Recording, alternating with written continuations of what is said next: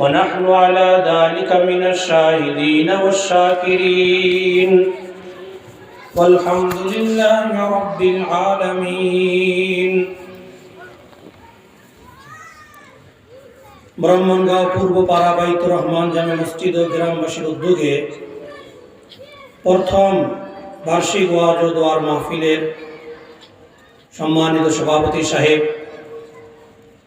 উপস্থিত দিন দরদি মুসলমান ভাইয়েরা, পর্দার আড়ালের মা ও বোনেরা, সর্বপ্রথম মহান আল্লাহ পাকের শাহী দরবারে আমরা শুকরিয়া আদায় করি যে আল্লাহ পাক রব্বুল আলামিন আমাদেরকে একটা দ্বীনি কাজ শুরু করার মতো তৌফিক দান করেছেন। দীর্ঘদিন পরে, আরো লম্বা টান দিল, দীর্ঘদিন পরে এই মসজিদের উদ্যোগে এলাকাবাসীর মেহনতে আল্লাহ তাআলা একটা দিন শোনার মাহফিলের আয়োজন করার তৌফিক দিয়েছেন। এটা অবশ্যই আল্লাহ তাআলার পক্ষ থেকে বিশেষ মেহেরবানি এবং দয়া। এজন্য সকলে আবারও শুকরিয়া দেন, বলি আলহামদুলিল্লাহ। আমন্ত্রিত উলামায়ে কেরাম রাস্তায় আছেন, আসতেছেন, তাদের পবিত্র জবান থেকে আমরা অত্যন্ত গুরুত্বপূর্ণ নসিহত শুনব। এর আগ পর্যন্ত আমি আপনাদের এলাকারই মানুষ, সকলেই চিনেন, যারা আমার নিয়মিত আলোচনা শোনেন তারা জানেন আমি কোনো সুস্বাদ দিয়ে বয়ান করি না। আমি সাদামাটাভাবে কোরআন হাদিসের কিছু কথা শোনাই। এটা যাদের কাছে ভালো লাগে, উপকার হয়, যারা যা বুঝি সেটা। এজন্য এই অনুষ্ঠান কিন্তু আগামীকাল আর থাকবে না, তাই না? আবার আল্লাহ চাহে তো আরো 1 বছর পরে অনুষ্ঠিত হতে পারে। এজন্য আমরা যারা এখনো অপেক্ষায় আছি, আর একটু পরে আসি, আর পরে করতে করতে আর আশা কিন্তু হবে না। আপনার ঘুম এসে যাবে, কম্বলের নিচে শুয়ে থাকলে ঘুম এসে যাবে, আসতে পারবেন না। এজন্য আজকের দিনের জন্য একটু কুরবানি করে যারা রাস্তাঘাটে আছি, দোকানপাটে আছি, বা বাসা বাড়িতে ঘরে কোনো কাজে বা অনর্থক মোবাইল দেখতেছি, এমনি ঘরে বসে শুনতেছি, আমরা মেহেরবানি করে একটু দ্রুত সময়ের মধ্যে আমরা প্যান্ডেলের ভিতরে চলে আসার চেষ্টা করি। কারণ সামনে বসে দেখে দেখে ওয়াজ শুনলে যে ফায়দা হবে, আপনার দিলের যে অবস্থা তৈরি হবে, দূরে বসে এটা কখনোই হবে না। এজন্য আমরা একটু মেহেরবানি করে যারা দূরে আছি অতি দ্রুত সময়ের মধ্যে সামনে চলে আসি। সময় খুব কম। আমি একটা নির্ধারিত বিষয়ে আলোচনা করি সব সময়, আপনারা জানেন আমি সব সময় বিষয় ভিত্তিক আলোচনা করি। আমার আজকে এই মাহফিলে আলোচনার বিষয়টা হলো কিভাবে আমরা পূর্ণাঙ্গ মুসলমান হব। আলোচনার বিষয় কি? কিভাবে আমরা পূর্ণাঙ্গ মুসলমান হব, এটা হলো আমার আজকের আলোচ্য বিষয়। কোরআনুল কারীমের মধ্যে আল্লাহ পাক রব্বুল আলামিন এক জায়গায় বলেছেন, ইয়া আইয়ুহাল্লাযীনা আমানুত্তাকুল্লাহ, হে ঈমানদারগণ, নারী হোক, পুরুষ হোক, ধনী হোক, গরিব হোক, সাদা হোক, কালো হোক, শহরের হোক, গ্রামের হোক, সকল ঈমানদারদেরকে আল্লাহ সম্বোধন করে বলেছেন, তোমরা যথাযথভাবে আসলেই প্রকৃত অর্থে আল্লাহকে ভয় করো। এটা 1 নম্বর বলেছেন। এরপরে বলেছেন কি? ওয়ালা তামুতুন্না ইল্লা ওয়া আনতুম মুসলিমুন। ঈমানদারদেরকে কিন্তু বলতেছেন আল্লাহ তাআলা, কাফেরকে বলেন নাই, হিন্দুদেরকে বলেন নাই, কোন বেঈমান বিধর্মীকে বলেন নাই। যে ঈমানদার বলে নিজেকে দাবি করে, যে নিজেকে ঈমানদার মুমিন বলে স্বীকার করে, এমন নারী এবং পুরুষকে আল্লাহ তাআলা ডাক দিয়ে বলছেন যে তোমরা ঈমান এনেছো ভালো কথা, তোমরা ঈমানদার হয়েছো ভালো কথা, তবে মনে রেখো পরিপূর্ণ মুসলমান না হয়ে মৃত্যুবরণ করিও না। আল্লাহ কাফেরকে কিন্তু বলেন নাই, কাকে বলছেন? ঈমানদারকে বলছেন কি হয়ে মরতে হবে? বলেন মুসলমান হয়ে মরতে। ওয়ালা তামুতুন্না, তোমরা মৃত্যুবরণ করিও না, ইল্লা ওয়া আনতুম মুসলিমুন, তবে পাক্কা মুসলমান হয়ে পরে মৃত্যুবরণ করো। শুধু ঈমানদার হলেই যথেষ্ট না। আল্লাহ কথা বলে নাই তোমরা ঈমান নিয়ে মৃত্যুবরণ করো, আল্লাহ ইমানদারদেরকে বলেছেন তোমরা খাঁটি মুসলমান হয়ে কবরে আসো। এরপরে আরেক আয়াতে আল্লাহ তাআলা বলেছেন ইয়া আইয়ুহাল্লাযীনা আমানু দুখুলু ফিস-সিলমি কাফা। আল্লাহ তাআলা বলেন হে ঈমানদাররা তোমরা ইসলামের মধ্যে, সিলিম শব্দের অর্থ হলো ইসলাম, শান্তির ধর্ম, তোমরা শান্তির ধর্মের ভিতরে, ইসলামের ভিতরে পরিপূর্ণরূপে প্রবেশ করো। কাদেরকে বলেছেন আল্লাহ তাআলা? কাফেরকে বলেছেন, নাস্তিককে বলেছেন, কোন বেঈমানকে বলেছেন, কিন্তু হিন্দু খ্রিস্টানকে বলেছেন, কাকে বলেছেন আল্লাহ তাআলা? তার মানে ঈমানদার হওয়া আর মুসলমান হওয়া এক জিনিস না, ভিন্ন ভিন্ন জিনিস। কথা বুঝে আসছে? না হয় একই জিনিস বারবার কেন বলবেন? আল্লাহ তো একথা বলেন হে ঈমানদার, আবার ঈমান আনো, এটা আল্লাহ বলেন না। আল্লাহ বলেছেন হে ঈমানদার তোমরা ইসলামের মধ্যে ভালোভাবে ঢোকো। এতটুকু কথা বুঝে আসছে? ইয়া আইয়ুহাল্লাযীনা আমানু দুখুলু ফিস-সিলমি কাফা, এবং পরিপূর্ণভাবে ইসলামে ঢোকার ক্ষেত্রে তোমাদের চিরশত্রু যে শত্রুতার কারণে তোমাদের আদি পিতা আদম হাওয়াকে জান্নাত থেকে বের হওয়া লাগছে, ওই শয়তান তোমাদেরকে নানান ভাবে ডিস্টার্ব করবে। পরিপূর্ণ মুসলমান হওয়ার ক্ষেত্রে এ ব্যাপারে খুব সতর্ক থাকো। পরের অংশে বলেছেন ওয়ালা তাত্তাবিউ খুতুওয়াতিশ শাইতান, পরিপূর্ণ মুসলমান হওয়ার ক্ষেত্রে তোমরা শয়তানের দেখানো রাস্তা অনুসরণ করবে না। ইন্নাহু লাকুম আদুউম মুবিন, নিশ্চয়ই শয়তান হলো তোমাদের প্রকাশ্য শত্রু। এতটুকু কথা বুঝে আসছে সবার? সবাই বলেন কথাটা বুঝে আসছে? তো আল্লাহ তাআলা ঈমানদারদেরকে কি করতে বলেছেন? পরিপূর্ণ মুসলমান হতে বলেছেন। আল্লাহ তাআলা ঈমানদারদেরকে কি হতে বলেছেন? পরিপূর্ণ মুসলমান হতে বলেছেন। এবার আসেন পরিপূর্ণ মুসলমান কাকে বলে? মুফাসসিরিনে কেরাম ব্যাখ্যা দিয়েছেন। তাফসীরের কিতাব খোলার সাথে সাথে পেয়ে যাবেন, হাদিসের মধ্যে পাবেন, নানান কিতাবের মধ্যে পাওয়া যাবে যে পরিপূর্ণ মুসলমান কাকে বলা হয়। মুফাসসিরিনে কেরাম বলেছেন, উলামায়ে কেরাম বলেছেন পরিপূর্ণ মুসলমান হওয়ার জন্য 5টি গুণ অর্জন করতে হবে। 5টি জিনিস যদি কেউ নিজের ভিতরে সহিভাবে ধারণ করে তখনই সে বলতে পারবে আমি একজন পাক্কা মুসলমান। মুখস্থ করেন। 1 নম্বর যে গুণ লাগবে সেটা হলো ঈমান খাঁটি হওয়া লাগবে। বলেন 1 নম্বর কি গুণ লাগবে? ঈমান খাঁটি হওয়া লাগবে। 2 নম্বর হলো লেনদেন পরিষ্কার। 2 নম্বর ইবাদত বন্দেগী ঠিক থাকা লাগবে। ইবাদত বন্দেগী বেদাত মুক্ত হওয়া লাগবে। 1 নম্বর শিরিক মুক্ত ঈমান। বলেন 1 নম্বর শিরিক মুক্ত ঈমান। সবাই বলেন শিরিক মুক্ত ঈমান। 2 নম্বর বেদাত মুক্ত ইবাদত। বেদাত মুক্ত ইবাদত। 3 নম্বর সঠিক লেনদেন। 4 নম্বর সঠিক আচার ব্যবহার। 5 নম্বর নিজের স্বভাব চরিত্র। আরবিতে বললে বলা হয় আকায়েদ, ইবাদত, মুআমালাত, মুআশারাত, আখলাক। এই 5টি হলো পূর্ণাঙ্গ মুসলমান হওয়ার একটা, এটা কি বলে, প্রেসক্রিপশন, ঔষধ। এই 5টা জিনিস যদি কেউ ঠিক করতে পারে তাহলে আল্লাহ যে বলেছেন ইসলামের মধ্যে ভালোভাবে ঢুকো, মুসলমান না হয়ে কবরে এসো না, তাহলে আল্লাহর এই কথাটা পালন হবে। এই 5টার কোনো একটা যদি কম থাকে তাহলে মনে রাখবেন আপনি ঈমানদার হতে পারেন কিন্তু আপনি পাক্কা মুসলমান না। আল্লাহ তাআলা যে মুসলমান হয়ে কবরে যেতে বলেছেন ওই মুসলমান আপনি এখনো হতে পারেন নাই। এখন আমাদের বাংলাদেশে বিশেষ করে মানুষ মনে করে যে ইমাম তো মুসলমানের ঘরে জন্ম, আমার ভোটার আইডিতে তালিকা আমি মুসলমান, সব দিক থেকে আদমশুমারিতে আমার নাম কোথায়? মুসলমানের তালিকা। এই যে আমি অটোমে ইমানদার, আমি তো ইমানদার। সাথে সাথে ইবাদত, নামাজ পড়ি, রোজা রাখি, দান সৎকা করি, ওয়াজ মাহফিলে বসে ওয়াজ শুনি, ইবাদত তো করি, মাঝে মাঝে জিকির আজকার করি, এই তো ইবাদত, ঠিক আছে। বাস আমি নিজেকে কি মনে করি এখন? আমি পাক্কা দরবেশ। কেন? আমার ইমান ঠিক আছে, আমি মুসলমানের ঘরে জন্ম। 2 নম্বর ইবাদত ঠিক আছে, কেন আমার মুখে দাড়ি আছে, আমি নামাজ পড়ি, রোজা রাখি, দান সদকা করি, মানে সব ঠিক আছে, বাস আমি সবচেয়ে বড় কি দরবেশ। পাক্কা মুসলমান হওয়া যাবে 2টার দ্বারা?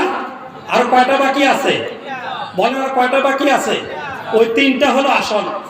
1 নম্বর হলো লেনদেন সংশোধন করা, 2 নম্বর মানুষের সঙ্গে আচার ব্যবহার ঠিক করা, 3 নম্বর হলো নিজের ব্যক্তিগত স্বভাব চরিত্র সুন্দর করা।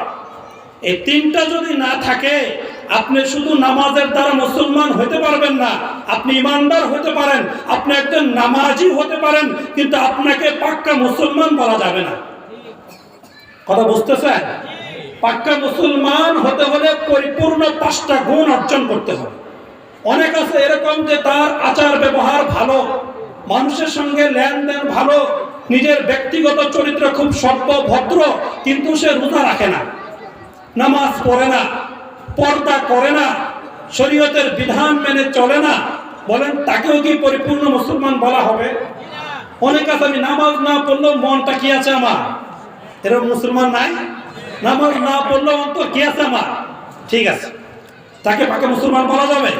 আমি পরিষ্কার বলেছি, পাক্কা মুসলমান হতে হলে 5টা জিনিস অবশ্যই থাকতে হবে। ইমান লাগবে শিরক মুক্ত, ইবাদত লাগবে বেদাত মুক্ত, লেনদেন সংশোধন লাগবে, আচার ব্যবহার ভালো লাগবে, ব্যক্তিগত চরিত্র ভালো হইতে হবে। 5টার কোনো একটা কম হলে আপনি পাক্কা মুসলমান হতে পারবেন না। বুঝে আসতেছে কথা? এই 5টা নিয়ে ব্যাখ্যা করতে গেলে অনেক সময়ের দরকার, সবগুলো বলা যাবে না, একটু একটু করে বলি যতটুকু যেতে পারি। 1 নম্বর আসেন ইমান। 1 নম্বরটা কি দরকার? ইমান হলো সব কিছুর মার্কাস, রাজধানী। ইমান যদি না থাকে আপনার সব বিফল। ইমান হলো মেন। মনে করেন লেখলেন 5 লেখার পর 1 লেখার পর লেখলেন, 1টা শূন্য কত হয়ে গেল? 10। 2টা শূন্য দিলেন কত হয়ে গেল? 100। আরেকটা বাড়ালেন কত হলো? 1000। বাড়াতে থাকবেন, আপনার অ্যামাউন্ট বাড়তে থাকবে। কিন্তু শুরু থেকে যদি শূন্যটা ফেলে দেন, তাহলে শূন্য একটা যদি ফেলে দেন শুরু থেকে, তাহলে শূন্য গুলার কোনো মূল্য থাকবে না। যত শূন্য বসান আপনি, সকাল থেকে সন্ধ্যা পর্যন্ত শূন্য বসাতে বসাতে ক্লান্ত হয়ে গেছেন, কিন্তু শুরু থেকে আপনি একটা কেটে দিয়েছেন, বলেন ওই শূন্যর কোনো মূল্য হবে দুনিয়াতে? এটার নাম, ওই 1-এর নাম হলো কি ইমান। 1-এর নাম কি ইমান। আপনার যদি ইমান না থাকে, আপনি যত রাস্তাঘাট তৈরি করেন, যত কালভার্ট তৈরি করেন, যত জনকল্যাণমূলক কাজ করেন না কেন, স্কুল করেন, যা করেন, ইমান যদি না থাকে আপনার সমস্ত কর্ম বিফল। এই কর্মের আল্লাহর কাছে ওই 1 ছাড়া শূন্যর মতো যেন কোনো মূল্য নাই, ওই ভালো কাজের কোনো মূল্য হবে না। বুঝার সেই ইমান কাকে বলে? বুঝার কথা সহজ কথা। সমস্ত ইবাদত নির্ভর করবে কিসের উপরে? ইমানের উপরে। কিসের উপর নির্ভর করবে? ইমানের উপর। ইমানের কত মূল্য! সাহাবায়ে কেরাম এই ইমানকে রক্ষা করার জন্য কত কষ্ট সহ্য করেছেন, শুধু এই ইমানকে রক্ষা করার জন্য। আর আমরা ইমান ধ্বংস করার জন্য কষ্ট করি, আর সাহাবায়ে কেরাম ইমানের উপর টিকে থাকার জন্য কষ্ট মেহনত মুজাহাদা করেছেন। আপনারা বারবার শুনে থাকবেন। আমার আসলে কিচ্ছা কাহিনী শোনার অভ্যাস না, আমার উদ্দেশ্য না, শুধু একটা জিনিস বোঝার জন্য বলি। হযরতে বেলাল হাবশী রাদিয়াল্লাহু তাআলা আনহু কত বিশিষ্ট সাহাবী, যিনি নবীজির মুয়াজ্জিন ছিলেন, যার আযান না শুনলে মদিনা নামাজ দাঁড়াতো না। উনি হলেন নবীজির বিশেষ মুয়াজ্জিন হযরতে বেলাল রাদিয়াল্লাহু তাআলা আনহু। উনি উমাইয়ার গোলাম ছিলেন, বিধর্মী কাফের উমাইয়া তার গোলাম ছিলেন। কি? হযরতে বেলাল হাবশী। হাবশার মানুষ, কালো মানুষ, গরিব মানুষ, ঠোঁট মোটা, দেখতে অসুন্দর, কিন্তু আরশের মালিকের কাছে বড়ই দামি বান্দা ছিলেন। ওই বেলাল এত দামি কেন? তার ভিতরে কে আছে? আল্লাহ আছে, শিরক মুক্ত ঈমান আছে, যার ফলে বেলাল যখন খালি আকাশের নিচে আল্লাহকে রব বলে ডাকতে, ইয়া আল্লাহ, ওই আরশ আজিমের উপর থেকে মহান আল্লাহ পাক রব্বুল আলামিন বলে, ইয়া বেলাল, কি বলবো? আরশ আজিম থেকে আল্লাহ বেলাল ডাক শুনেন। এই বেলালকে উমাইয়া কি পরিমাণ কষ্ট দিয়েছে! গরম বালির মধ্যে শুইয়ে রেখেছে, বুকের উপরে পাথর চাপা দিয়েছে, চামড়া পুড়ে যায়, চামড়া পোড়ার গন্ধ নাকে আসে, তবুও মুখে বলতে থাকে আহাদ আহাদ লা ইলাহা ইল্লাল্লাহ, লা ইলাহা ইল্লাল্লাহ। এই হলো বেলাল। চাবুক দিয়ে পিটায়, চাবুকের বাড়ির সাথে সাথে শরীরের চামড়া উঠে চলে আসে, ব্যথায় অস্থির, কিন্তু আল্লাহর নাম মুখে উচ্চারিত হচ্ছে, আল্লাহর প্রতি মজবুত ঈমান। লম্বা কাহিনী, সেটা বলা আমার উদ্দেশ্য না। তো কোনো একদিন উমাইয়া তার দলবলকে সাথে নিয়ে বেলালকে খুব টাইট করে হাত পা বাঁধছে, তাকে জবাই করে দিল। তো বেলাল বলে, তুমি আমাকে মারতে পারবা না, আমার হায়াত মওতের মালিক যিনি, ওই আল্লাহ যতক্ষণ পর্যন্ত আমার হায়াত রেখেছেন, তুমি কষ্ট দিতে পারবা, কিন্তু বেলালকে তুমি মারতে পারবা। এই সময় আবু বকর রাদিয়াল্লাহু তাআলা আনহু পাশ দিয়ে হেঁটে যাচ্ছে। তখন এখন দেখা যায় কিছু মানুষের কথাবার্তার আওয়াজ, এবং দেখা যায় অনেক শোরগোল হচ্ছে। কাছে আসছেন, আসার পরে দেখে বেলালকে বেঁধে শুইয়ে রাখছে। কি করবে? তাকে জবাই করে দিবে, তাকে হত্যা করে ফেলবে। তখন আবু বকর বলে, কি উমাইয়া, কি হয়েছে? বলে, এটাকে মেরে ফেলবে, কোনো কথা শুনে না। ও, বেলালকে যেহেতু মেরে ফেলবা, কেন এর কোনো দাম তোমার কাছে নেই, এটা আমাকে দিয়ে দাও, নিয়ে যাই। দাম যেহেতু নাই, মেরেই ফেলবো, মারা দরকার কি, আমাকে দিয়ে দাও, আমি নিয়ে যাই। তখন উমাইয়া বলে, আবু বকর, দিতে পারি, তবে মাংনা দিব না, বিনিময় লাগবে। তখন আবু বকর বলে, কি বিনিময় দিতে হবে? তখন উমাইয়া বলে, এমন দাম চাইছে, স্বাভাবিক বাজারে ওই গোলামের মূল্য যত ছিল ওর থেকে আরো 3 গুণ বেশি মূল্য চাইছে, চড়া দাম চাইছে, যেন না নেয় আবু বকর। আবু বকর, ঠিক আছে, তুমি যে দাম বলেছো ঠিক ওই দামেই আমি বেলালকে দিব, আমার কাছে বিক্রি করে দাও। তখন উমাইয়া বলে, আমি মনে করেছিলাম তুমি বুদ্ধিমান মানুষ, আরবের ব্যবসায়ী মানুষ, কত চালাক চতুর মানুষ, তুমি এই গোলাম যার কোনো মূল্য নাই, তুমি এটাকে তার ডাবল 3 গুণ বেশি মূল্য দিয়ে নিতে চাচ্ছ? আবু বকর বলে, হে উমাইয়া, তুমি জানো না বেলালের কত মূল্য? তুমি যদি জানতে বেলালের মূল্য, তাহলে আজকে বেলালকে কষ্ট দিতে না। জমিন থেকে আকাশ পর্যন্ত যতটা ফাঁকা জায়গা আছে, পুরো জায়গা যদি স্বর্ণ মুদ্রা দ্বারা ভরে দেওয়া হয়, তবু ওই বেলালের জীবনের মূল্য হবে না। কে বলেছেন? আবু বকর সিদ্দিক। সহিহ হাদিসের কথা শোনাচ্ছি আমি। আবু বকর সিদ্দিক রাদিয়াল্লাহু আনহু বললেন, এর মূল্য তুমি জানো না? এর ভিতরে আছে কে? আল্লাহ রয়েছেন, যে আল্লাহর মূল্য কত কেউ দিয়ে কুলাতে পারবে? এর ভিতরে আল্লাহ আছে, কাজে পৃথিবী এবং আকাশের পুরো খালি জায়গা স্বর্ণ দিয়ে ভরে দিলেও বেলালের মূল্য পরিশোধ হবে না। বাহরহাল, উমাইয়া থেকে 3 গুণ ডাবল মূল্য দিয়ে আবু বকর বেলালকে কিনে নিয়েছেন। কিনে নেওয়ার পরে তাকে বাড়িতে নিয়ে আবু বকর নিজ হাতে তার শরীরে মলম লাগিয়ে দিয়েছেন, পরিষ্কার পরিচ্ছন্ন করেছেন, সুন্দর পোশাক পরিধান করিয়েছেন। যখন একটু ভালো হয়েছেন, তখন আবু বকর বলে, হে বেলাল, আমি তোমাকে আমার গোলামি করার জন্য ক্রয় করি নাই, আমার চাকর বানানোর জন্য ক্রয় করি নাই, আমার দাসগিরি করার জন্য আমি তোমাকে ক্রয় করি নাই, বরং তুমি যে কষ্ট করে মহান আল্লাহকে ডাকতে, অনেক কষ্ট করে আল্লাহকে স্মরণ করতে, এখন যেন তোমাকে আর কষ্ট করে আল্লাহকে ডাকতে না হয়, আমি ওই আল্লাহর নামে তোমাকে আযাব করে দিলাম, তুমি আবার মন ভরে আল্লাহকে ডাকতে থাকো। এই হলো বেলালের মূল্য।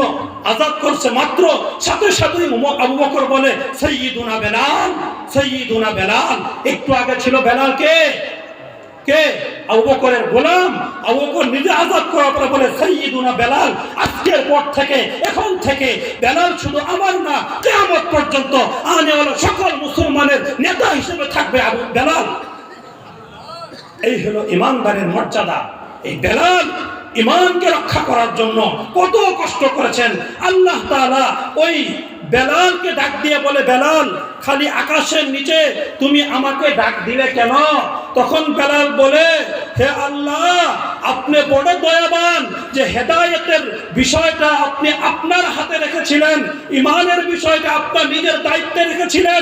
যে দুনিয়ার কোনো রাজা বাদশার কাছে ইমানের বিষয় থাকতো, হেদায়েতের বিষয় থাকতো, আমি যে অপদার্থ গোলাম অসুন্দর, আমার বেলালের কপালের ইমান যুক্ত না। কথাটা মনে বুঝেন নাই? বেলাল কি বলে, হে আল্লাহ, হেদায়েতের বিষয়, ইমানের বিষয় আপনার নিজের হাতে রেখেছেন বিধায় আমার মতো বেলাল ইমানের দৌলত পেয়েছিল। না হয় আমি বেলাল হাবশি গোলাম, আমার কপালে ইমান নসিব হতো না। বুঝাচ্ছে কথা? এই হলো ইমানের মূল্য। কেমন মূল্য হয়েছে? নবীজি বলেছেন, হে বেলাল, তুমি কি আমল করো যে আমলের কারণে আমি জান্নাতে হাঁটি আর আমার সামনে বেলালের পায়ের আওয়াজ শোনা যায় জান্নাতে?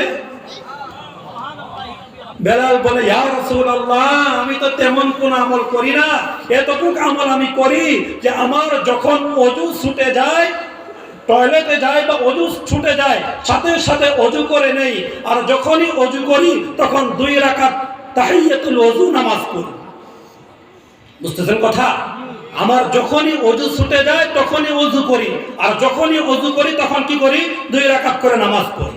নবীজি বলেন, তোমার এই আমল আল্লাহর কাছে এতটা পছন্দ হয়েছে, এই আমলের বদৌলতে আল্লাহ তাআলা তোমার মর্যাদা এমন বৃদ্ধি করেছেন, আমি জান্নাতে হাঁটি আর আমার সামনে বেলালের হাঁটার আওয়াজ শোনা যায়। কিসের মূল্য? ইমানের মূল্য।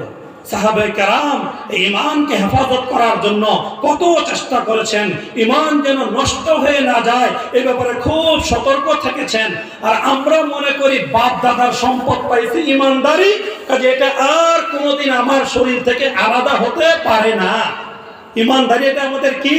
বাপ দাদার সম্পত্তি। অথচ সাহাবায়ে কেরাম, উমর রাদিয়াল্লাহু তাআলা আনহু কত বড় ব্যক্তিত্ব। কে? উমর রাদিয়াল্লাহু তাআলা।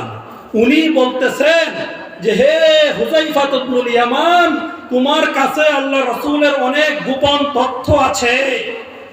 হুযায়ফাকে বলা হয় সিররু রাসূলিল্লাহ সাল্লাল্লাহু আলাইহি ওয়াসাল্লাম। নবীজির গোপন তথ্যের দায়িত্ব ছিল কার কাছে? হযরত হুযায়ফা ইবনুল ইয়ামান রাদিয়াল্লাহু তাআলা আনহু কাছে।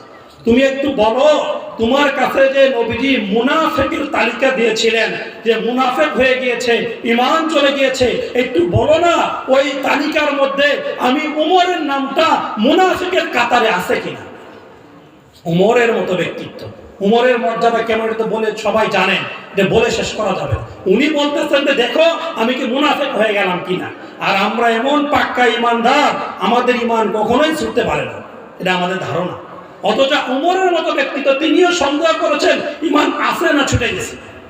ওযু ভেঙে যায় সেটা আমরা জানি, নামাজের বিভিন্ন কারণে নামাজ ভেঙে যায় সেটা আমরা জানি, রোজা রেখে কিছু করলে রোজা ভেঙে যায় সেটা আমরা জানি।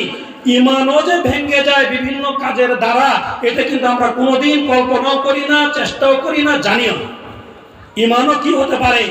ভাঙতে পারে, ঈমানও নষ্ট হতে পারে, এটা আমাদের জানা দরকার। হযরতে হানজালা রাদিয়াল্লাহু তাআলা আনহু হঠাৎ ঘর থেকে বের হয়ে গিয়েছেন, অস্থির হয়েছেন। অস্থির হয়ে রাস্তার মধ্যে দেখা হয় উমরের সাথে। উমরকে বলে, হানজালা তো নাফাকা হানজালা, নাফাকা হানজালা, হানজালা তো বেঈমান হয়ে গেছে, হানজালা তো মুনাফিক হয়ে গেছে। উমর বলে, তুমি এটা বলো কি? তুমি এত বিশিষ্ট সাহাবী, তুমি মুনাফিক হয়ে গেছো?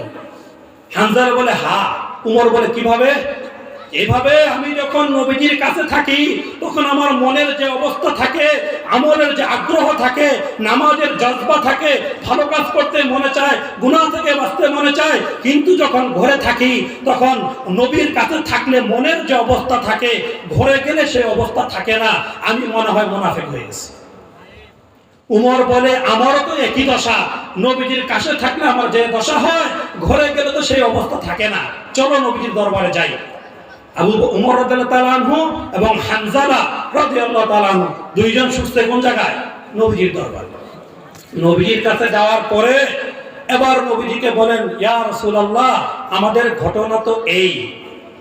এবার নবীজি বলেন, হ্যাঁ, আমার সামনে থাকা অবস্থায় তোমাদের ঈমানের যে অবস্থা থাকে, তোমাদের মনের যে অবস্থা থাকে, আমার সামনে থেকে চলে গেলেও সারাক্ষণ যদি তোমাদের মনের এই অবস্থা থাকতো, তো রাস্তার মোড়ে মোড়ে ফেরেশতারা তোমাদের সঙ্গে মুসাফা করত। তখন আর দুনিয়াবি কাজকর্ম সঠিকভাবে করা যেত না। বলেন, যদি রাস্তার ফেরেশতারা মুসাফা করে, দুনিয়াবি কাজকর্ম করতে ভেজাল হবে কিনা বলেন? এজন্য নবীজি বলেন, আমার কাছে থাকলে যে অবস্থা, আমার থেকে সরে গেলে অবস্থা পাল্টে যাওয়া, এটা মুনাফিক হওয়ার লক্ষণ না। বরং মুনাফিক হওয়ার লক্ষণ হলো যার মধ্যে 4টা দোষ পাওয়া যাবে, ওই ব্যক্তি হবে মুনাফিক। ও মনের অবস্থা পরিবর্তন হলে কি হবে না? মুনাফিক হবে না। 4টা দোষ কি? নবীজি বলেন, ইদা হাদ্দাসা কাযাবা, ওয়া ইদা তুমিনা খানা, ওয়া ইদা ওয়াদা আখলাফা, ওয়া ইদা খাসামা ফাজারা। সহিহ হাদিস। 4টা দোষ যার মধ্যে থাকবে, নবীজি বলেন ওই ব্যক্তিকে খাঁটি মুনাফিক বলা হবে। কি? 1 নম্বর হলো যখনই কথা বলে মিথ্যা কথা বলে, যখনই কারোর সঙ্গে কোনো ওয়াদা করে, অঙ্গীকার করে, তখন সে অঙ্গীকার নষ্ট করে ফেলে, ভেঙে ফেলে, কথা দিয়ে কথা রাখে না। এটা হলো মুনাফিকের লক্ষণ। কথা দিয়ে কথা রাখে না, এটাকে বলা হয় মুনাফিকের আলামত।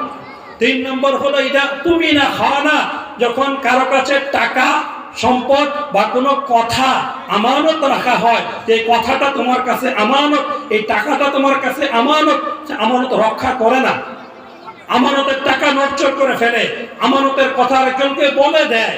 কথাও আমানত হতে পারে, টাকাও আমানত হতে পারে, অনেক কিছু আমানত হতে পারে। আমানত যে রক্ষা করে না, আমানত যে নষ্ট করে, ওই ব্যক্তি হলো মুনাফিক। ওই ব্যক্তি কি? মুনাফিক।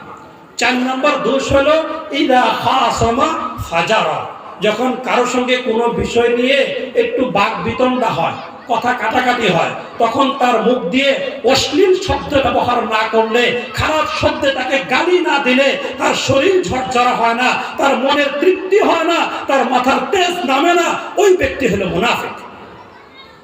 ইদা খাসামা ফাজারা। হ্যাঁ, কারোর সঙ্গে কোনো কারণে বাক বিতণ্ডা হতে পারে, তর্ক হতে পারে, কথা কাটাকাটি হতে পারে, তাই বলে কি অশ্লীল ভাষায় তাকে গালিগালাজ করতে হবে? অশ্রাব্য ভাষায়, অশ্লীল শব্দে ইমানদার মুখে দাড়ি নিয়ে গালিগালাজ করতেছে। অথচ হাদিসের মধ্যে নবীজি পরিষ্কার বললেন, ইদা খাসামা ফাজারা, যখন কারোর সঙ্গে কোনো ঝগড়া লাগে, সীমা লঙ্ঘন করে, অতিরঞ্জন করে, অশ্লীল শব্দ ব্যবহার করে, গালিগালাজ করে, নবীজি বলেন এগুলো যদি থাকে তাহলে তাকে বলা হবে কি? মুনাফিক। শুধু আমার কাছে থাকার অবস্থা, আমার থেকে দূরে যাওয়ার অবস্থা ভিন্ন হইলে মুনাফিক না, বরং এই 4টা দোষ পাওয়া গেলে তাকে বলা হবে কি? মুনাফিক। বুঝে আসছে কথা? বাহরহাল আমি বলছিলাম, এত বড় বড় সাহাবায়ে কেরাম, তারাও তাদের ঈমানকে ঠিক রাখার জন্য, ঈমানকে রক্ষা করার জন্য তারাও পেরেশান ছিলেন, চেষ্টা করেছেন, বারবার বোঝাপড়া করেছেন, আমার ঈমানটা কি ঠিক আছে নাকি কোনো কারণে ঈমানটা ভেঙে গিয়েছে। কিন্তু আমরা তো জানি না, ফিকিরও করি না, ঈমান তো আনছি একবার, আর কি। এই জন্য মাঝে মাঝে ঈমানকে নবায়ন করতে হয়, ঈমানের আলোচনার মজলিসে বসতে হয়, ঈমানি কথা শুনতে হয়, ঈমানের কথা শোনাইতে হয়, তাহলে মানুষের ঈমান তাজা হয়, ঈমান ঠিক থাকে।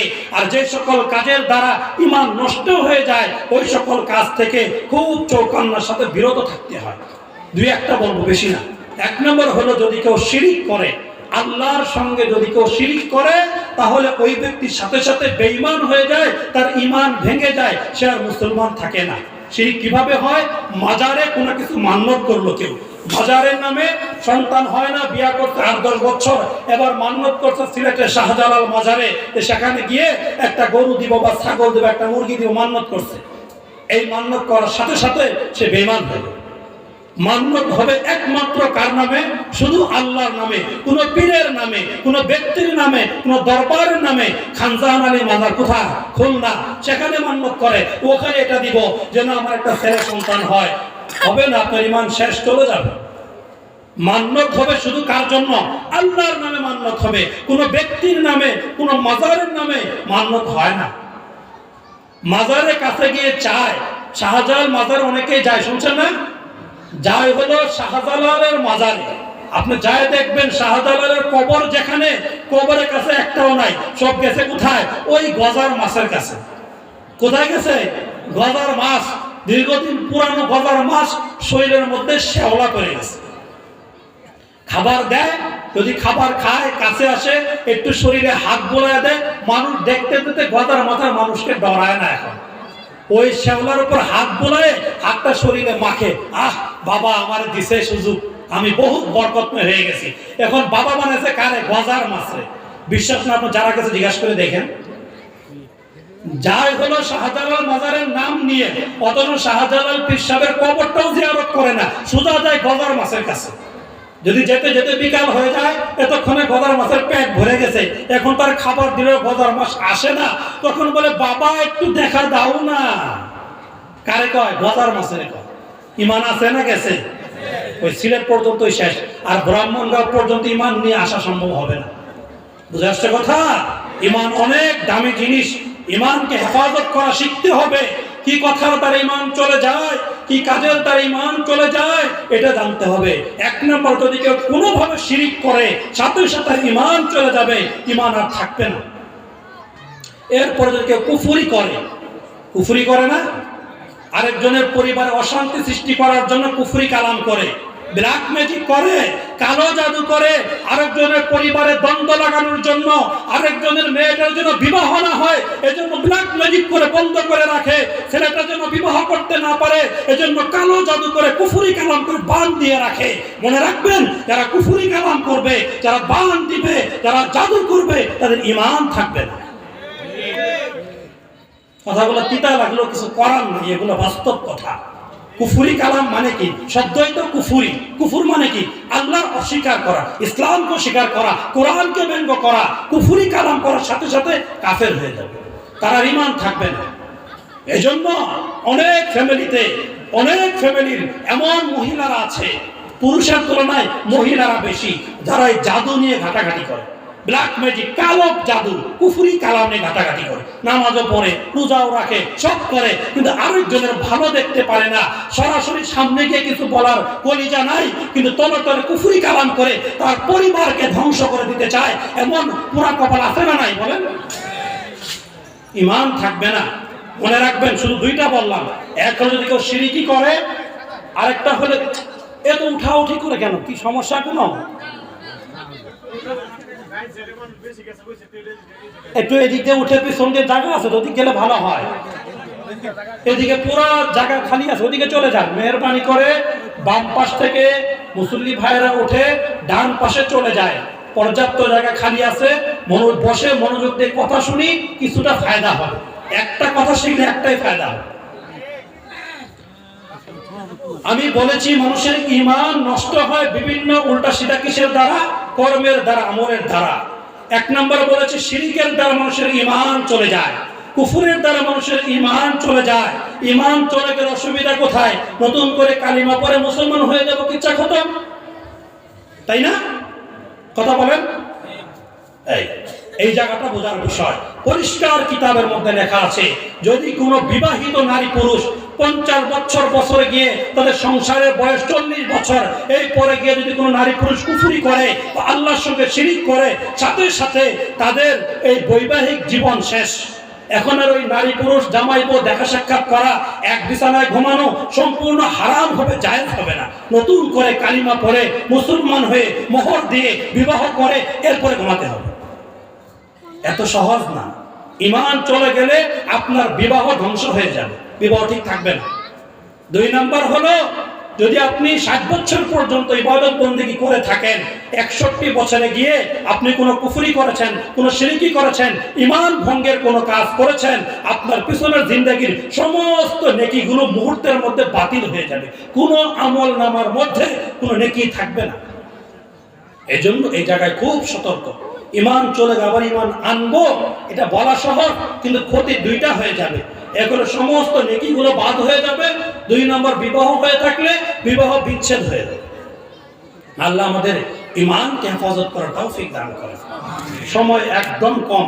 1 নম্বর পয়েন্ট আলোচনা হলো, পাক্কা মুসলমান হওয়ার জন্য কয়টা কাজ করা দরকার? 5টা কাজ। 1 নম্বর কি দরকার? শিরিক মুক্ত ঈমান। 2 নম্বর হলো বেদাত মুক্ত ইবাদত। বেদাত মুক্ত ইবাদত। আমরা অনেকে ইবাদত করি, তবে কিসের সাথে মিশিয়ে করি? বেদাতের সঙ্গে। বেদাত মানে যেটা নবীজি করেন নাই, যেটা সাহাবায়ে কেরাম করেন নাই, যেটার কোনো সহিহ প্রমাণ কোরআন হাদিসে নাই, শুধু কোথায় আছে? আমাদের বাপ দাদারা করে আসছে তাই করি, এটা হলো বেদাত। বাপ দাদারা করে আসছে তাই করবেন। আপনার বাপ দাদা কি মুফতি মুহাদ্দিস ছিল? এই কথা কে বলেছিল? আবু জাহেলরা বলেছিল। যে আমাদের বাপদাদাকে যে ধর্মের উপর পেয়েছি মুহাম্মদের কথায়, সেই ধর্ম আমরা ছাড়তে পারি না। যে কার কথা ছিল? আবু জাহেলের কথা ছিল। আমরা তো আবু জাহেল মার্কা কথা বলতে পারি না।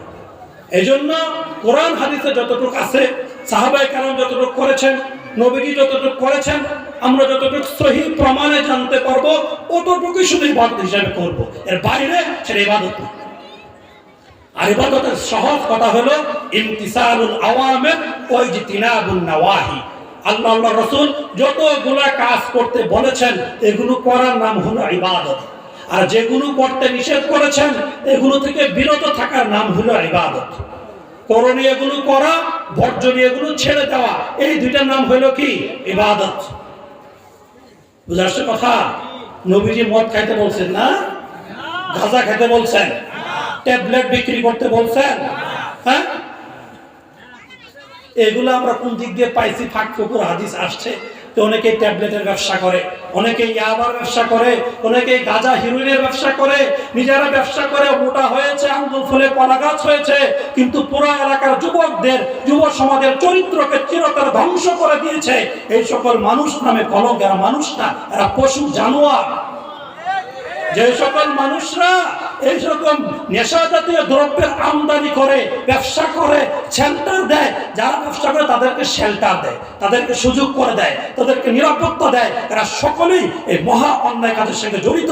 এরা কেউ মানুষ না, এরা হলো দুই পায়ের জন্তু, পশু। বুঝাচ্ছে কথা? এই জন্য শুধু আমি মদ খাই না এই কথা বললে হবে না। নবীজি বলেছেন সালাসাতুন লা ইয়াদখুলুনাল জান্নাতা আবাদা। তিন প্রকার গুনাহগার মানুষ কখনোই জান্নাতে ঢুকতে পারবে না।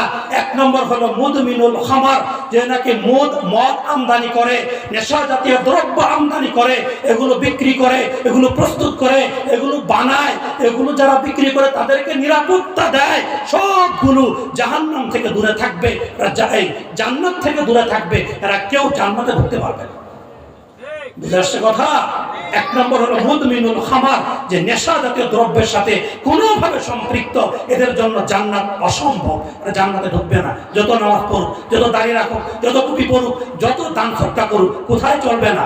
জান্নাতে নট এলাও, চলবে না। তুমি নিজে পিশাব সাজবা আর এলাকার লক্ষ লক্ষ শত শত যুবক যুবতীদেরকে নেশাখোর বানাবা, চোরবাটপার বানাবা, চিটার বানাবা, সমাজ ধ্বংসের একবারে ভাইরাস তৈরি করে দিবা, আর তুমি জান্নাতের আশা করবা? অসম্ভব, কোশ্চিনকাল সম্ভব। এটা হবে না, এটা হবে না। এটা কোরআন হাদিসের কথা, আমার কথা। সালাসাতুন লা ইয়াদখুলুনাল জান্নাতা। এক নম্বর হলো কি? মুদমিনুল খামার।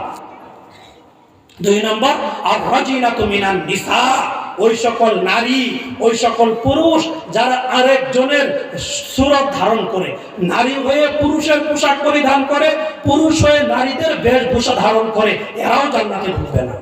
তিন নম্বর হলো দাইয়ুস, ওই সকল পুরুষ, যে সকল পুরুষরা তাদের অধীনস্থ মা বোন স্ত্রীদেরকে পর্দার ভিতরে রাখতে পারে না, বাজারের জন্য ছেড়ে দেয়, মার্কেটের জন্য ছেড়ে দেয়, পর্দার ভিতরে রাখতে পারে না, যে পুরুষরা, এই পুরুষদেরকে নবীজি দাইয়ুস বলেছেন। এই দাইয়ুস জান্নাতে যেতে পারবে না। আপনি বহুত বড় নামাজি, বহুত বড় দিনদার, বহুত বড় দানবীর, কিন্তু আপনার পোলামাইয়ারা, আপনার স্ত্রী, মেয়েরা, অধীনস্থ নারী যারা, তারা কেউ পর্দা করে না, পর্দার ভিতরে থাকে না, আপনি দাইয়ুস, আপনার জন্য জান্নাত অসম্ভব। হাদিসের অনুবাদ, দাইয়ুস জান্নাতে যেতে পারবে না। এজন্য দুই নম্বর কাজ হলো, বারবার খালি চিঠি আসছে, দুইটা আসছে, দেখছেন? সময় কম, পাঁচটা কথা আমি বলবো। এক নম্বর বলছে কি? শিরিক মুক্ত ঈমান।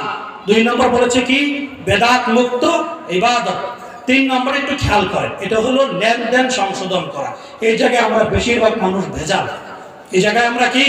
আমার অনেকে ঈমান ঠিক আছে, নামাজ ঠিক আছে, রোজা ঠিক আছে, কিন্তু লেনদেনের জায়গায় এসে পানা দানার ক্ষেত্রে আমরা খুবই ভেজাল। আল্লাহ তাআলা কোরআনের মধ্যে বলেছেন, কুল্লা ইস্তাবিল খাবিস ওয়াত তাইয়িব ওয়ালাউ আজাবাকা কাসরাতুল খাবিস।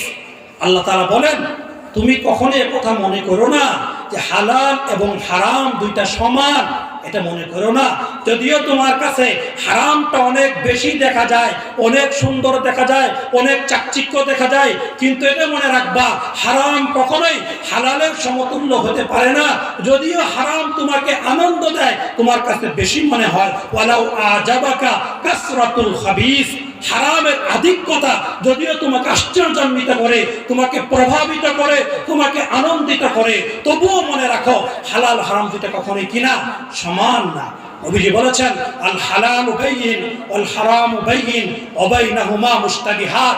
হালাল পরিষ্কার ঘোষণা দেওয়া আছে কোরআন হাদিসের মধ্যে, হারামের কথাও কোরআন হাদিসে পরিষ্কারভাবে বলা আছে। এই দুইটার মাঝখানে রয়েছে সন্দেহযুক্ত, হালাল নাকি হারাম এ ব্যাপারে সন্দেহ। নবীজি বলেন ওমান ওয়াকা ফিশ শুবহাত ফাকাদ ওয়াকা ফিল হারাম, যে ব্যক্তি সন্দেহযুক্ত জিনিসের মধ্যে লিপ্ত হলো ওই ব্যক্তিও কেমন যেন হারামের মধ্যেই লিপ্ত হয়ে গেল। আপনার কাছে সন্দেহ লাগে এই খাবারটা, এই পয়সাটা, এই উপার্জনটা হালাল নাকি হারাম, তো নবীজি বলেন যদি সন্দেহ লাগে তুমি সেটা থেকেও দূরে থাকো। আর না হয় সন্দেহযুক্ত জিনিসের মধ্যে যদি তুমি ঢুকো, নবীজি বলেন ফাকাদ ওয়াকা ফিল হারাম, সেও হারামের মধ্যে লিপ্ত হয়েছে। বুখারী শরীফের হাদিস। বুঝাচ্ছে কথা? একবার এক সাহাবী মারা গেছে, বুঝাচ্ছে কথা? তখন সকল সাহাবে কেরাম বলতেছে ফাহুয়া শাহীদুন ফাহুয়া শাহীদুন ফাহুয়া শাহীদুন, সে তো শহীদ, সে তো শহীদ, সে তো শহীদের মর্যাদা পেয়েছেন। নবীজি বলেন কাল্লা, কখনোই নয়, তোমরা যে ব্যক্তিকে শহীদ ভাবতেছ ওই ব্যক্তি আসলে শহীদ নয়। কেননা ওই ব্যক্তির কাছে খাইবারের যুদ্ধে যখন মুসলমানদের বিজয় হয়েছিল, গনিমতের মালামাল যখন বন্টন করা হয়েছিল, ওই সাহাবীর হাতে তার বন্টনে পড়ার আগেই গনিমতের একটা রুমাল তার কবজায় ছিল। এই কবজায় ফায়সালা হওয়া ছাড়া গনিমতের সম্পদ আত্মসাৎ করার কারণে, মেরে দেওয়ার কারণে আমি দেখতেছি ইন্নী রাআইতুহু ফিন নার, সে জাহান্নামের মধ্যে দাউধাও করে জ্বলতেছে। কথা বুঝতেছেন কিছু? অনেক টাকা চুরি করে খাইছে, 1 লাখ টাকা বাড়ি খাইছে। একটা রুমাল কয় টাকা দাম? একটা রুমাল তার দায়িত্বে ছিল, যেটার সাথে তার বন্টনে দেওয়া হয় নাই। ওই নবীজি বললেন আল্লাহর শপথ করে বলি যে আল্লাহর হাতে আমার জান, ওই সাহাবী তো শহীদ না, সে তো জাহান্নামে জ্বলতেছে। এটা শোনার সাথে সাথে সকল সাহাবায়ে কেরাম যার কাছে যা ছিল সামান্য একটা সুতার টুকরা, এটাও নবীজির কাছে জমা দিয়েছেন। ইয়া রাসূলুল্লাহ, আমার কাছে গনিমতের একটা সুতা ছিল, এই নেই। এবার নবীজি বলেন বিশরাকিন আও শিরাকাইন, তোমরা ভালো করে মনে রাখো এই গনিমতের সম্পদ থেকে, জনগণের সম্পদ থেকে একটা সুতাও যদি তুমি আত্মসাৎ করতে, 2টা সুতাও যদি তুমি আত্মসাৎ করতে, তোমার ঠিকানা জান্নাতে হতো না, তোমার ঠিকানা জাহান্নামে হতো। এগুলো হাদিসের কথা, আমার বানানো কথা না। বুঝে আসতেছে কথা? আর আমরা কত কিছু আত্মসাৎ করে বসে থাকি, কোনো ব্যাপারই মনে হয়। 1 লাখ টাকা আত্মসাৎ করি, 10,000 টাকা দান করি। 1 লাখ টাকা আত্মসাৎ করি, 10,000 টাকা দান করে বাকি 90,000 কি করি? হালাল বানাই। হাদিস শুনেন, আইয়ুমা রাজুলিন, খেয়াল করে শুনবেন, বুখারীর হাদিস, আইয়ুমা রাজুলিন, এমন কোন ব্যক্তি, আখাযা শিবরান মিনাল আরাজি, যে কোনো ব্যক্তির কোন জমিন, কোন সম্পদ অন্যায়ভাবে 1 বিঘা পরিমাণ দখল করে নিয়েছে, আত্মসাৎ করে নিয়েছে, নিজের দায়িত্বে ঢুকিয়ে নিয়েছে, ওই ব্যক্তিকে কি হবে? কাল্লাফাহুল্লাহু আযজা ওয়া জাল্লা ইয়াউমাল কিয়ামাতি ফায়াহফিরু সাবআ আরজিনা। আল্লাহ তাআলা ওই 1 বিঘা জমি, অন্যের জমি অন্যায়ভাবে আত্মসাৎ করেছে, ওই ব্যক্তিকে হাসরের ময়দানে কিয়ামতের ভয়াবহ দিনে আল্লাহ তাআলা তাকে বাধ্য করবে, তুই 7 জমিন পর্যন্ত খোদাই করবি, যত সময় লাগে খোদাই করতে থাকবি। যখন তার 7 জমিন খোদাই করা শেষ হবে, এবার আল্লাহ রাসূল সাল্লাল্লাহু আলাইহি ওয়াসাল্লাম বলেছেন ফাইতাওয়াকাহু আলা উনুকিহি, এই 7 চবক জমিনের মাটিগুলো তার গলার মধ্যে ঝুলিয়ে দেওয়া হবে, হাত্তা ইকযা বাইনান নাস, লোকদের মাঝে চূড়ান্ত ফায়সালা রাখ পর্যন্ত ওই 7 চবক জমিন তার মাথায় নিয়ে গলায় ঝুলিয়ে হাসরের ময়দানে সে হাঁটতে থাকবে। বলেন 5টা ইট গলায় ঝুলিয়ে কতক্ষণ থাকতে পারবেন? 5টা ইট গলায় ঝুলিয়ে কতক্ষণ হাঁটতে পারবেন? এক জমিন থেকে আরেক জমিনের দূরত্ব হলো কমপক্ষে 500 বছরের। এবার 7 জমিন খুলতে গেলে কত বছর লাগবে? 5 কথা কয় না, 5 3500 বছর। 500 বছর না, তাহলে 7 জমিন খুঁজতে তার 3500 3500 বছর সময় লাগবে শুধু খোদাই করতে। খোদাই করলে কি শেষ? খোদাই করার পরে সেই সমস্ত জমিনের মাটি তার মাথায় তার গলায় ঝুলিয়ে দেওয়া হবে। হাত্তা ইকযা বাইনান নাস, লোকদের যার জমি আত্মসাৎ করেছে, যার পয়সা আত্মসাৎ করেছে, যার ঘর আত্মসাৎ করেছে, যার জমি আত্মসাৎ করেছে, ওই ব্যক্তির ফায়সালা রাখ পর্যন্ত এটা নিয়ে সে চলতে থাকবে। বলেন সহজ না কঠিন? এটা আমার বানানো কথা, কোন মোল্লা মৌলবীর কথা? এটা কে বলছেন? নবীজি বলেছেন। যে নবীজি কখনোই মিথ্যা কথা বলেন নাই, ওই নবী করিম সাল্লাল্লাহু আলাইহি ওয়াসাল্লাম এই কথা বলেছেন। বুঝা আসছে কথা? আল্লাহু আকবার। অসুবিধা হইতেছে কথাগুলো বুঝতে? হ্যাঁ, আল্লাহু আকবার। এরপরে দেখেন কত কঠিন কথা নবী করিম সাল্লাল্লাহু আলাইহি ওয়াসাল্লাম বিভিন্ন হাদিসের মধ্যে বারবার বলেছেন, ওমা কানা লিনাবিয়্যিন ইয়াগুল ওমা ইয়াগুল ইয়াতি বিমা গান্না ইয়াউমাল কিয়ামা। আল্লাহ তাআলা সূরা আলে ইমরানের 161 নম্বর আয়াতের মধ্যে বলেছেন, যে ব্যক্তি কারো 1 হাত পরিমাণ সামান্য একটু জমি আত্মসাৎ করবে, কিয়ামতের দিন এই জমি নিয়ে হাসরের ময়দানে উঠবে। আল্লাহ বলেছেন কোরআনে। এবার অস্বীকার করেন? বলেন, আপনি একটা রাস্তা নির্মাণ করার দায়িত্ব পেয়েছেন, রাস্তার জন্য বরাদ্দ পেয়েছেন 1 কোটি টাকা, আপনি সেখানে মাত্র 60 লাখ টাকা খরচ করলেন, বাকি 40 লাখ আপনার পকেটে। বলেন কতটুক জায়গা আপনার গলায় ঝুলিয়ে দেওয়া হবে? 1 বিঘা জমি আত্মসাৎ করলে এই দশা, যারা 100 ফুট রাস্তা আত্মসাৎ করেছেন ওই ব্যক্তির অবস্থাটা কি হবে? যারাই প্রভাবশালী, যারাই ক্ষমতাসীন, যারাই দল বেশি, টাকা বেশি, ক্ষমতা বেশি, দেখেন তাদের পাশে যদি কোনো গরিবের জমি থাকে, অসহায়ের জায়গা থাকে, আপনি মাপ দিয়ে দেখেন, কাগজে লেখা আছে 5%, মাপ দিয়ে দেখেন গরিবের হয়ে গেছে 5.5% আর আপনার হয়ে গেছে 5.5%। কথাটা বিশ্বাস হইল না? মিথ্যা কথা বলতেছি আমি? মাপ দিয়ে দেখেন, কোন প্রভাবশালী জমিদারের পাশে কোন গরিবের জমি মাপ দিয়ে দেখেন, তার জমি কাগজে কত আছে, বাস্তবে কত আছে, আর ধনী বেটার কাগজে কত আছে, বাস্তবে কত আছে। এটা হলো ভূমিদস্যু। এই ভূমিদস্যুর আসলে মুসলমান না, এরা ইসলাম মানে না, আল্লাহকে মানে না। এগুলো কোরআনের কথা, এগুলো হাদিসের কথা। তারা যদি আল্লাহকে মানত, তারা ইসলামকে মানত, কিভাবে তারা ভূমিদস্যুগিরি করে? কিভাবে আরেকজনের জমি আত্মসাৎ করে, আরেকজনের পয়সা আত্মসাৎ করে? আপনাকে টাকা দিয়েছে ব্যবসা করার জন্য, আপনি ব্যবসাতে নয় করে তাল বাহানা করে আরেকজনের টাকা মেরে দিয়ে আপনি আঙ্গুল ফুলে কলা গাছ হয়েছেন। আর যার টাকায় ব্যবসা করেছেন সে এখনো সোনের ঘর, আগেও সোনের ঘর, এখনো সোনের ঘর। আপনি তার টাকা মেরে খান নাই, আপনাকে দিয়েছে ব্যবসা করার জন্য, আপনি তার টাকা আত্মসাৎ করে আপনি ব্যবসা করে লাভবান হয়েছেন, তাকে লামসাম বুঝ দিয়ে আপনি তার ক্ষতি করেছেন। আপনার ঠিকানা কোথায়? আপনি পাক্কা মুসলমান না। আপনি নামাজ পড়তে পারেন, রোজা রাখতে পারেন, 36 বার হজ করতে পারেন, কিন্তু আপনি কিনা পাক্কা ইমানদার মুসলমান না। এটাই কথা, বুঝতেছেন কথা? পরিষ্কার কথায় কোরআন হাদিসের কথা। এজন্য পাক্কা মুসলমান হতে হলে এই 5টা জিনিস লাগবে। 3 নম্বরটা হলো লেনদেন সংশোধন করা। আপনার বোন জামাইয়ের সাথে দীর্ঘদিন কোনো যোগাযোগ নাই, আপনার ভাগিনারা, আপনার ফুফাতো ভাই বোনেরা আপনার বাড়িতে আসে না কেন? আপনার তাদের পাওনা আজও পর্যন্ত ক্লিয়ার করে বুঝিয়ে দেননি।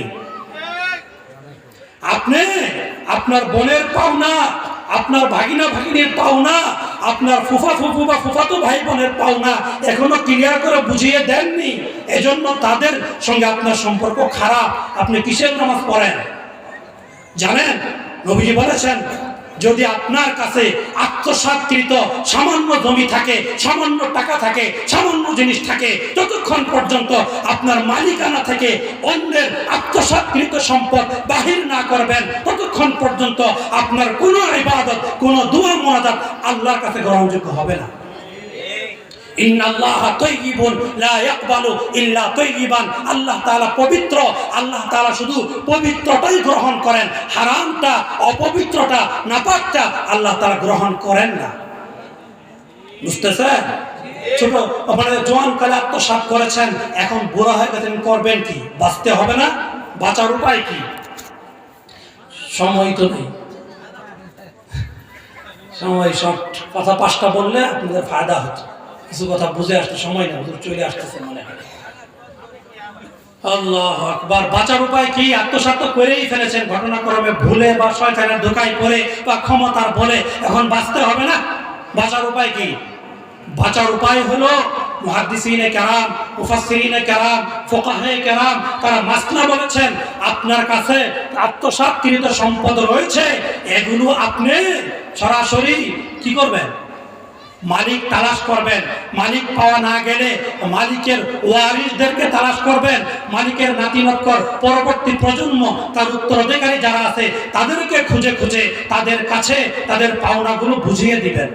তাদেরকেও পাওয়া গেল না কোনোভাবে, এমন দূর কারো টাকা মেরে দিয়েছেন আপনি, ওই ব্যক্তির মোবাইল নাম্বার নাই, বাড়ির ঠিকানা জানা নাই, কোনোভাবেই তাকে পাওয়া, তার ওয়ারিসদেরকে পাওয়া সম্ভব না। এবার বাঁচার উপায় কি?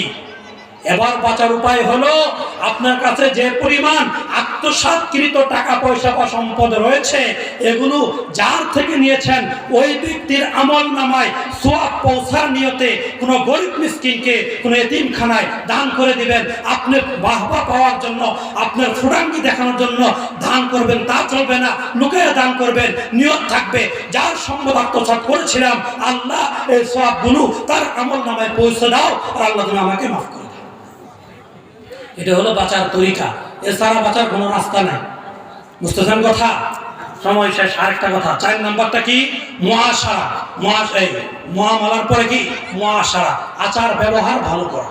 আচার ব্যবহার ভালো করা। আচার ব্যবহার আমাদের কেমন ভালো? যে একজন গাতা পড়ছে, তাকে ঠেলাতে একটু গাতার ভিতরে ঢুকাই দেয়, এটা হলো আচার ব্যবহার আমাদের। অথচ হাদিসের মধ্যে নবীজি পরিষ্কার বলেছেন, মান, খেয়াল করো, মান নাফাসা কুরবাতান মিনাল মুসলিম নাফাসাল্লাহু আনহু মিন কুরাবি ইয়াউমিল কিয়ামা। যে ব্যক্তি কোন মুমিন মুসলমান থেকে একটা কষ্টদায়ক জিনিস দূরে সরিয়ে দিবে, একটা আপত্তিকর জিনিস, একটা কষ্টের জিনিস দূরে সরিয়ে দিবে, আল্লাহ তাআলা ওই ব্যক্তির জীবন থেকে পরকালে ভয়াবহ কষ্টের সময় আল্লাহ তার জীবন থেকে সমস্ত কষ্টগুলো দূরে সরিয়ে দিবে। আপনার কাছে ক্ষমতা আছে, ফাইলে সাইন করতে গেলে 3 দিন ঘুরাইছেন, 4th দিনের মাথায় বলেন, ভাই আপনি বলেন না, আরেকজনকে দিয়ে বলান, ওই টেবিলের নিচ দিয়ে কিছু আসলে ফাইলে সাইন হবে, আর না আপনার ফাইলে কি হবে না? সাইন হবে না। আপনার দায়িত্ব ছিল বিনা পয়সা সাইন করা, কিন্তু আপনি তাকে আরো বিপদে ফেলার জন্য টেবিলের নিচ দিয়ে কিছু গ্রহণ করেছেন। এইগুলো মানুষের আপনার ব্যবহার। বুঝতেছেন কথা? এই জন্য নবীজি বলেছেন, আপনি যদি দুনিয়াতে কোনো মানুষের থেকে বিপদ দূর করে দেন, কোনো কষ্ট দূর করে দেন, পরকালে আল্লাহ আপনার কষ্ট দূর করে দিবেন। পরকালে আল্লাহ আপনার কষ্ট দূর করে দিবেন। এরপর অংশে বলেন নবীজি, মান ইয়াসসারা আলা আবদিন মুসলিমিন ইয়াসসারাল্লাহু আলাইহি ফিদ দুনিয়া ওয়াল আখিরা। যে ব্যক্তি আল্লাহর কোন মুসলমান বান্দা বান্দির উপরে দুনিয়ার কোন বিষয়কে সহজ করে দিবেন, কোন কঠিনটাকে সহজ করে দিবেন, আল্লাহ তাআলা ওই ব্যক্তির জীবন চলার ধারাকে দুনিয়াতেও সহজ করে দিবেন, পরকালেও সহজ করে দিবেন। ব্যাখ্যা করলে বুঝে আসতে সময় তো নাই। কিভাবে সহজ করবে? আমার কাছে কেউ ঋণ চাইলে আমরা ঋণ দিতে কিনা রাজি না। কেন? ঋণ দিলে ওর পিছনে আমার কোনো লাভ নাই, বলে আমার কাছে টাকাই নাই, কেমনে ঋণ দিব? বলে যদি বলে লাখপতি, বছর শেষে 20,000 করে দেব। আমার কাছে টাকা কয় লাখ লাগবে তোমার, নিয়ে যাও, কালকে সকালে আইসো। একটু আগে বললো ঋণের জন্য চাইলে, আপনি বলেন টাকা নাই। এখন যখন সে বলছে লাখে কত করে দিবে, 20,000 করে লাভ দিবে, সুদ দিবে, তখন আপনার কাছে টাকার অভাব নেই। আপনি কি সহজ করলেন? বারবার। এবার মনে করেন আপনি ঋণ নিলেন, ঋণ যে নেয় তার দোষ নাই। যদি সুদ মুক্ত ঋণ দেওয়া হয়, সুদই না, সে ঋণের টাকা সময় মতো পরিশোধ করতে তাল বাহানা করে, ঠিক মতো দেয় না, দোকানে বাকি খাইছে, টাকা দেওয়ার সময় 1 মাস পরে আরেক দোকান থেকে মাল কিনে, ওখান থেকে আর মাল কিনে না, কেন গেলে টাকা চায়? জিজ্ঞাসা করে, আরে আমি কি এলাকা ছেড়ে চলে গেছি, টাকা দিব না আমি? কি মনে হয়? আরো অনেক ব্যাখ্যা বলার সময় নেই। আল্লাহ নবীজি বলেছেন, তুমি যদি দুনিয়াতে কারো উপর সহজ করো, আল্লাহ তাআলা তোমার দুনিয়াকেও সহজ করবেন, পরকালও আল্লাহ তোমার জন্য সহজ করে দিবেন। এটা নবীজির কথা। 3 নম্বর বলেছেন, আল্লাহু আকবার, আল্লাহ তাআলা একজন বান্দার ওই সময় পর্যন্ত সাহায্য করতে থাকবে যতক্ষণ পর্যন্ত কোনো বান্দা আল্লাহর অন্য কোনো বান্দার সাহায্য করতে থাকে।